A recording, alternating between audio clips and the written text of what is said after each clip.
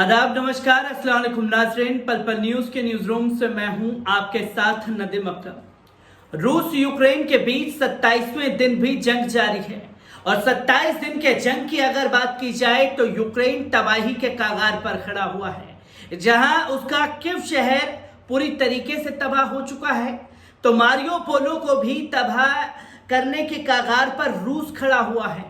तो वहीं खार्किव शहर में भी तबाही का मंजर साफ तौर पर देखा जा सकता है।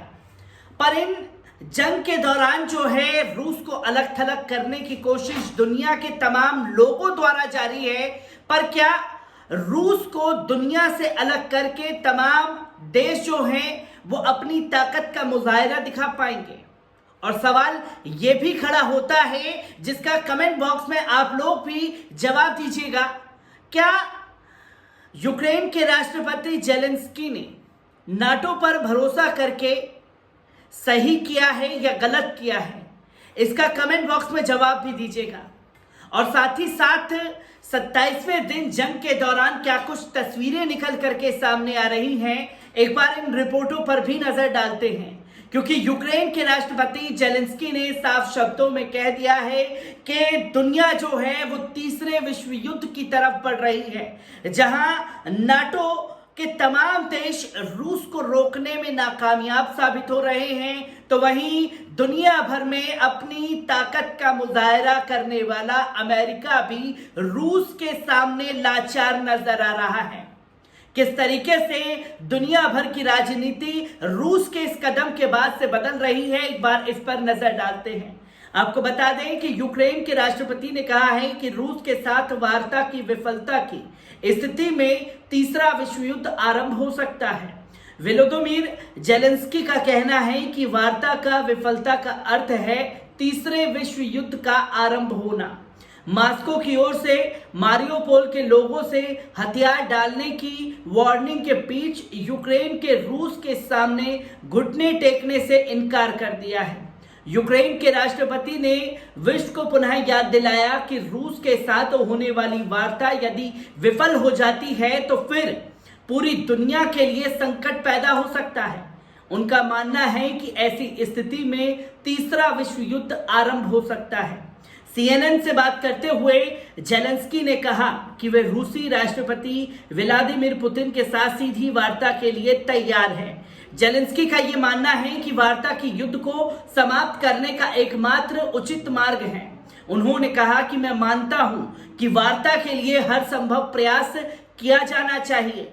ज्ञात रहे कि रूस ने यूक्रेन के मारियोपोल नगर के लोगों से हथियार डालने की मांग की है, जिसे यूक्रेन की सरकार ने रद्द कर दिया है। यूक्रेन के राष्ट्रपति का कहना है कि हथियार डालने का सवाल ही पैदा नहीं होता।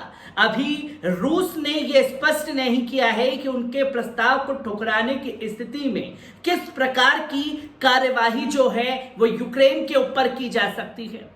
क्योंकि यूक्रेन के राष्ट्रपति जेलेंस्की नाटो के दम पर रूस से भिड़ने चले थे, पर नाटो ने अपना हाथ खींचा। जहां जेलेंस्की मांग करते रहे कि यूक्रेन को नो फ्लाइंग जोन घोषित किया जाए और तमाम देशों ने जेलेंस्की के सर से अपना हाथ हटा लिया, जिसका खामियाजा यूक्रेन को भुगतना पड़ा है। यह तस्वीर लगातार सामने आ रही है। आपको बता दें कि कुछ ताजा तस्वीरें भी रूस यूक्रेन जंग के बीच सामने आ रही हैं। आपको बताते चलें कि रूस यूक्रेन का आज 27वां दिन है। यूक्रेन के राष्ट्रपति वोलोदिमीर जेलेंस्की ने नाटो से दो टुक लहजे में सवाल पूछा है कि नाटो साफ करे कि यूक्रेन को अपने अलायंस में जगह दे रहे हैं या नहीं। सच तो यह है कि वो रूस से डरते हैं। वहीं यूक्रेन के विदेश मंत्रालय ने रूसी राष्ट्रपति व्लादिमीर पुतिन पर डोनबास के डोनेट्स्क और लुहांस्क से लगभग 2500 यूक्रेनी बच्चों को किडनैप करके रूस भेजने का आरोप लगाया है। दूसरी तरफ यूक्रेन युद्ध की वजह से यूरोप में शरणार्थी संकट लगातार गहराता जा रहा है। जर्मन के विदेश मंत्री ने यूरोपियन यूनियन को 80 लाख यूक्रेनी शरणार्थियों के लिए तैयार रहने को कहा है। यूएनएचआरसी की रिपोर्ट के मुताबिक अब तक 1 करोड़ से ज्यादा लोग शरणार्थी के रूप में देश के अंदर और बाहर शिफ्ट हो चुके हैं। कई सवाल खड़े होते हैं। जेलेंस्की की नाटो पर भरोसा ही नहीं करना चाहिए था। नाटो तीसरा विश्व युद्ध नहीं चाहता, इसलिए पूरी तरीके से रूस के आगे चुप है। यूक्रेन की हालत देखकर जेलेंस्की की बात अब सच लगने लगी है। ये तमाम लोगों के सवाल जहन में बार बार ताजा हो रहे हैं। यूक्रेन के पत्रकार संघ ने यह दावा किया है कि रूसी सैनिकों ने मेलिटोपोल शहर से 4 यूक्रेनी मीडिया कर्मियों का अपहरण किया है। अमेरिकी राष्ट्रपति जो बाइडेन का कहना है कि रूस के राष्ट्रपति व्लादिमीर पुतिन यूक्रेन में रासायनिक हथियारों के इस्तेमाल कर सकते हैं। साथ ही उन्होंने कहा है कि अमेरिकी कंपनियों पर रूस साइबर अटैक कर सकता है। रूस के कब्जे वाले यूक्रेनी शहरों और गांवों से ह्यूमन कॉरिडोरों के जरिए अब तक 8,057 लोगों को निकाला गया है। क्रेमलिन समर्थक अखबार के मुताबिक युद्ध में लगभग 10,000 रूसी सैनिक मारे जा चुके हैं। यूक्रेन के अफसर का कहना है कि मारियोपोल पर रूस हर 10 मिनट पर बमबारी कर रहा है। यूएन का दावा है कि रूसी हमले की वजह से अब तक 33 लाख से ज्यादा लोगों ने यूक्रेन छोड़ दिया है। यूक्रेन की सेना का कहना है कि रूसी सेना कब्जे वाले क्रीमिया से आजोव सागर तक पहुंच को रोक रही है। ब्रिटेन के प्रधानमंत्री बोरिस जॉनसन जल्द ही कीव का दौरा कर सकते हैं। उन्होंने अधिकारियों से इस मुद्दे पर चर्चा की है।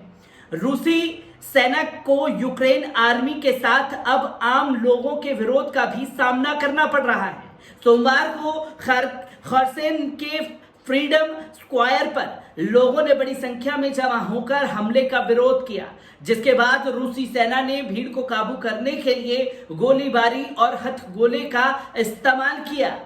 ये चार्ट आप स्क्रीन पर देख रहे हैं, जैसे कि यूक्रेन डिफेंस रूस के कब्जे वाला एरिया जहां रूसी सेना आगे बढ़ रही है।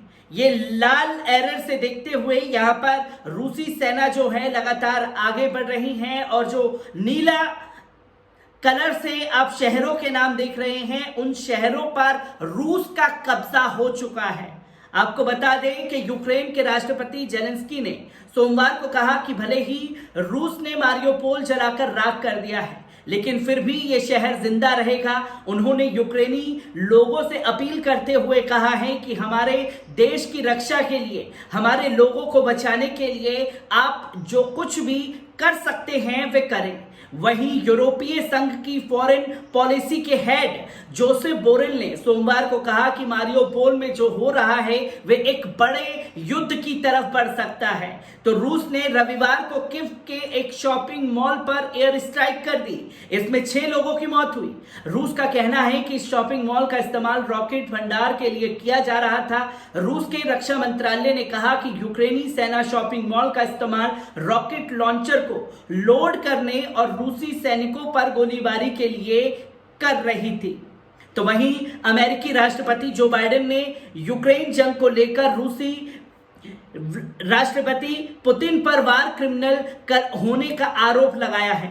बीते रोज रूस ने बाइडेन के बयान को लेकर अमेरिकी राजदूतों को तलब कर दिया था।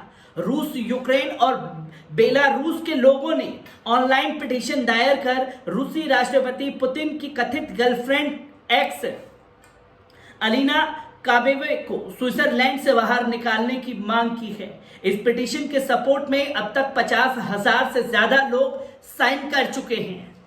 तो ये स्थिति रूस यूक्रेन जंग के बीच लगातार सामने आ रही है, जिसमें नाटो को खुले तौर पर आईना दिखाने का काम अब जेलेंस्की द्वारा किया गया है।